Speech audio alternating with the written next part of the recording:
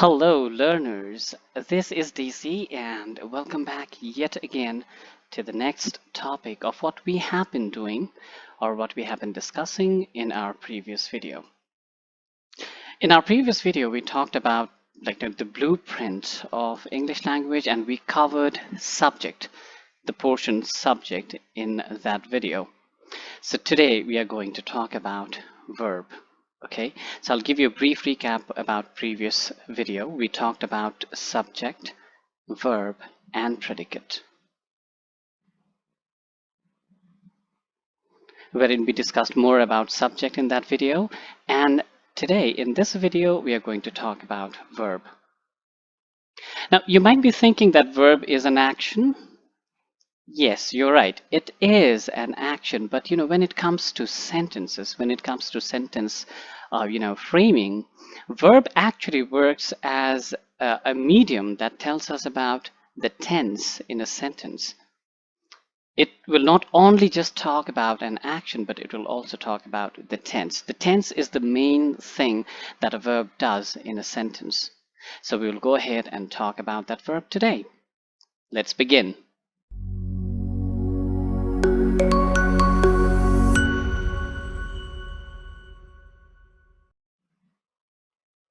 So today, let's go ahead and talk about verb. Now, verb, technically, we as Indians, what we have understood is an action. Yes, it is an action, definitely, but it is not only an action. The main purpose of verb is to actually talk about tense. So let me explain this to you in Hindi. इसका मतलब ये होता है कि जो tense यानी कि हिंदी में काल मतलब क्या? किसी भी सेंटेंस में हमें कैसे पता चलेगा कि वो सेंटेंस था, है या होगा? Don't judge by Hindi over here because I'm not that good in Hindi. लेकिन हाँ, ये काल का मतलब होता है था, है या होगा. किसी भी सेंटेंस में आपको था, है या होगा, कोई भी ऐसा वर्ड अगर जो था, है या होगा को इंडिकेट करता है, that is called verb in sentence formation. The SVP that I'm talking about, this verb will actually talk about काल.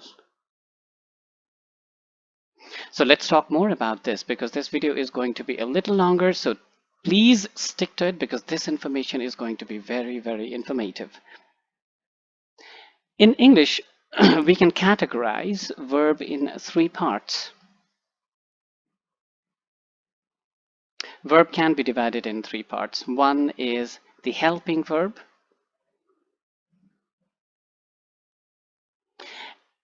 इसको हम ऑक्सिलरी वर्ब के रूप में भी जानते हैं. ऑक्सिलरी वर्ब और helping verb one in the same thing, दोनों एक ही हैं. ओके, तो डोंट मिक्स इट अप, कोई कंफ्यूजन नहीं है उसमें. दूसरा होता है आपका मेन वर्ब और आपका तीसरा होता है मॉडल वर्ब्स, मॉडल्स.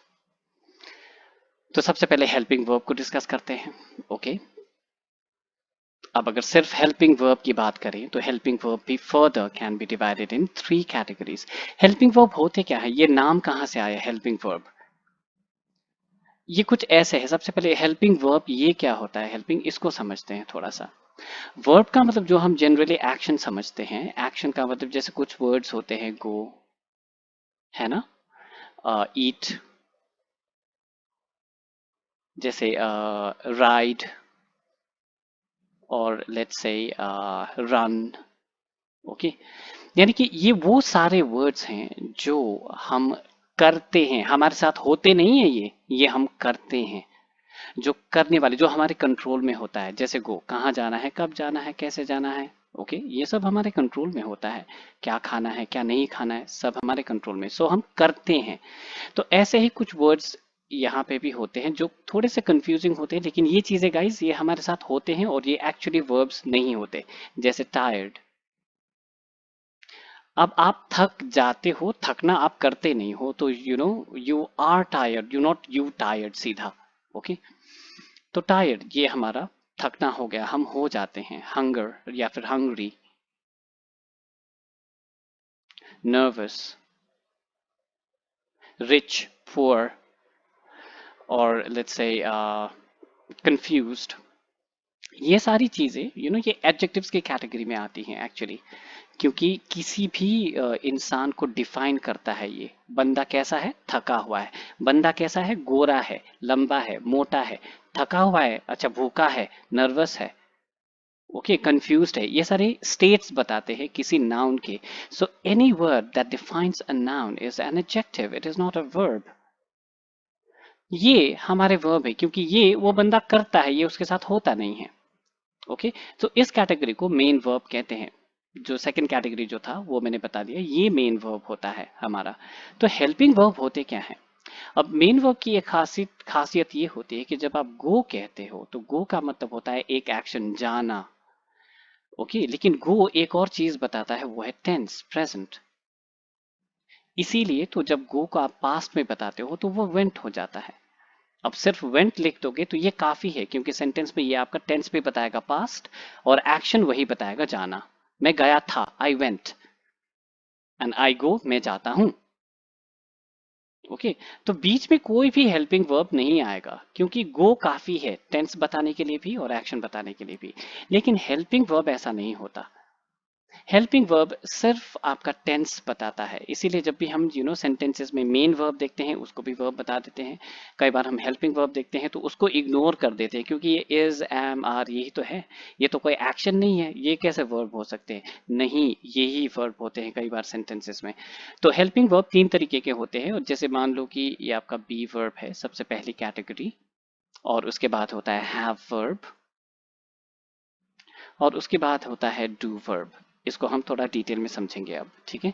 तो बी वर्ब जो होता है वो है आपका इज, एम, आर, ओके, जिसका पास्ट टेंस हो जाता है आपका was एंड were।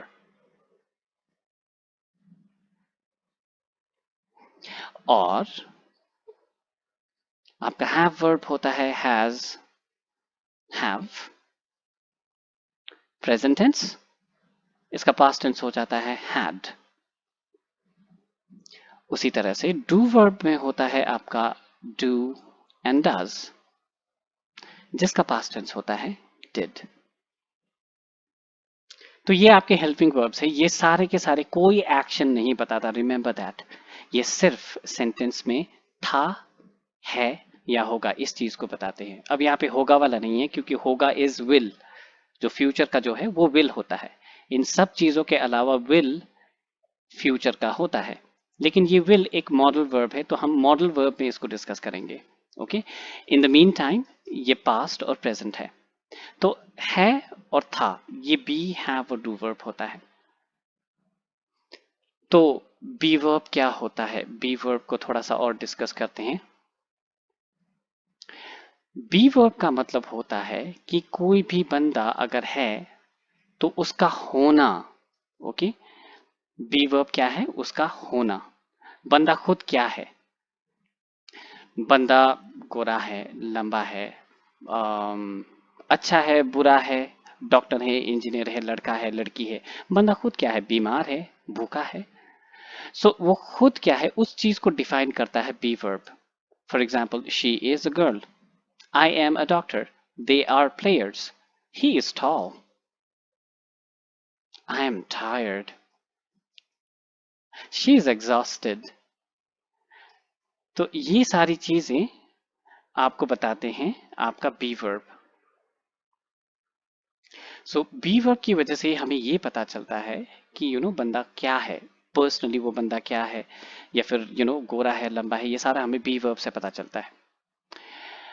और अब डिस्कस करते हैं हम हैव वर्ब के बारे में।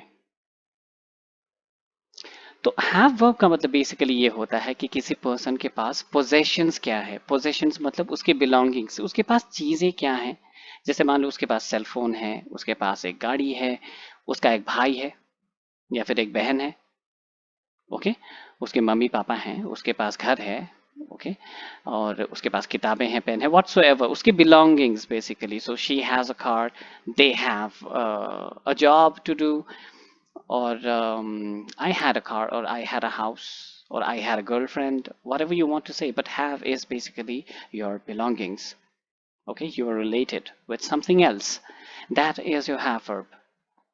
तो बंदा खुद क्या है? That is be verb. बंदा क्या, बंदे के पास क्या है? That is have verb. अब ये बंदा ऐसे बैठे तो नहीं रहेगा ना, ये he will do something, obviously he will do some kind of action. तो ये करता क्या है? What does he do? तो वहां पे आपका आता है do verb. अब डू वर्ब को हम ज्यादातर ये जो डू वर्ब है, डू वर्ब को करने से रिलेट होता है। यहाँ पे आपका कई बार जब आप सिंपल सेंटेंसेस बनाते हो तो यहाँ पे आपका मेन वर्ब टेक ओवर कर देता है। और जो डू और डस है ये ज्यादातर सिर्फ क्वेश्चंस में काम आते हैं। क्या मतलब है मेरा? फॉर एग्जाम्पल अगर बंदा खुद क्या करता है तो इसका अगर एक मैं सैम्पल सेंटेंस बनाऊं तो यहाँ पे सैम्पल सेंटेंस में डू और डस दिखाई नहीं देंगे, वो हिडन रहते हैं। For example I go to school, एक बहुत ही सिंपल सेंटेंस है, लेकिन क्या आपको यहाँ पे डू और डस दिखाई दिया? नहीं, क्योंकि जब आप सीधा कुछ करने में आते हो तो करने के लिए तो हमारे पास मेन वर्ब है ना, eat, sleep, write, ride, walk, run, shout, talk, ये सारे एक्शंस हैं। तो एक्शन सीधा, जैसे कि मैंने पहले कहा था कि ये जितने भी वर्ब्स मेन वर्ब्स होते हैं वो टेंस और एक्शन दोनों बताते हैं, तो फिर हमें सिर्फ टेंस बताने के लिए डू और डस की यहाँ पे जरूरत नहीं पड़ती। हाँ, अगर इसी सेंटेंस को अगर मैं नेगेटिव बोलूँ, यानी कि मैं स्कूल नहीं जाता, देन इसमें डू या डजंट आएगा। फॉर एग्जाम्पल आई, अब यहाँ पे आपका हेल्पिंग वर्ब दिखाई देगा, don't, I don't go to school. This is how it appears. और अगर इसी चीज को क्वेश्चन बनाना है तब भी हमारा हेल्पिंग वर्ब दिखाई देगा। ये जो करने वाला जो सेंटेंस होता है ना, करने में जो पॉजिटिव सेंटेंसेस होते हैं उस पे आपका डू और डज या फिर डिड हिडन रहता है। पास्ट टेंस पे भी वही है, I went to school, do और डज दिखाई नहीं देगा, लेकिन जैसे ही नेगेटिव सेंटेंस या क्वेश्चंस पे आते तब हमारा डू और डज दिखाई देता है। इसको ही शी इट वाला एक और एग्जाम्पल से समझते हैं। अब ही शी, जैसे यहाँ पे मैंने आई गो लिखा था, वो आई को हटा के हम कोई ही लगा देते हैं, सच ही सिंग्स, तो इसका नेगेटिव बन जाएगा he doesn't Singh.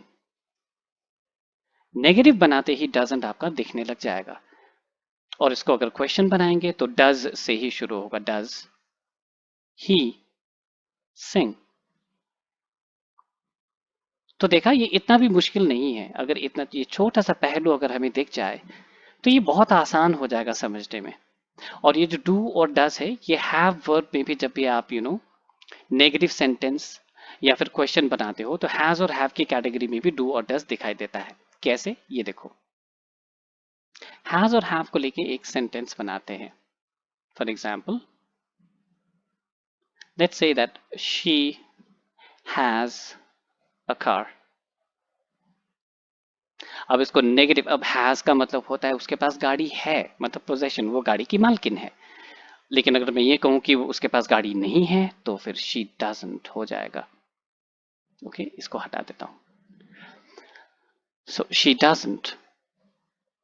Doesn't have a car.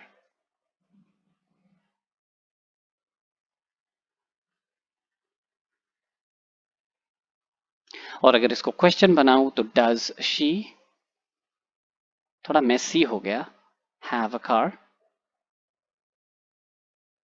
ये कुछ इस तरीके से होता है।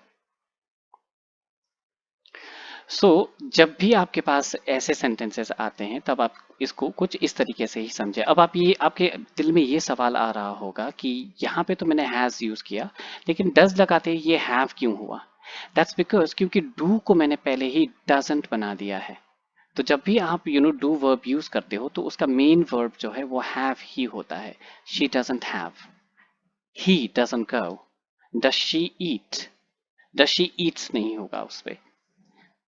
So these are the three categories of verb. So video काफी लंबा हो रहा है, so I think I will have to talk about the main verb and the modal verbs in the next video. But stay tuned and I'll be right back with you in my next video. And also I'd like to tell you that the admissions are open starting June. So you can join me for my online classes starting June. And I'll give the contact details at the description below and my email ID as well in the description below. Please do like, share, and subscribe my channel. And for today, it's bye for now and see you then. I'll see you very soon. Thank you so much. Bye bye.